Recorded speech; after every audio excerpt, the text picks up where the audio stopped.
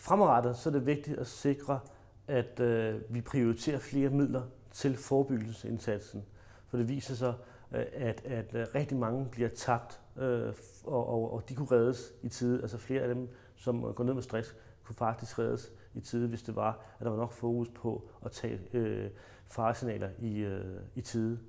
Og derudover så er det vigtigt, at lederne rundt omkring, både ledere i den øvre ende, men også mellemlederne, er meget opmærksomme på de her ting og får de værktøjer.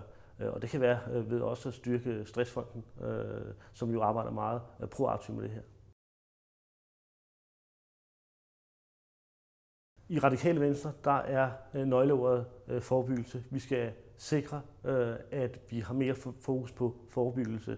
Og noget af det, vi allerede har gjort, når det handler om de offentlige arbejdspladser, det er at foreslå en tillidsreform, sådan at de ansatte rundt omkring i kommuner, stat og regioner får større grad af indflydelse på deres arbejdsplads og på deres arbejdsopgaver. Noget, som vi ved, som virkelig belaster mange medarbejdere, det er, at deres arbejdsopgaver bliver detailreguleret, så de ikke har nogen indflydelse på det, de sidder med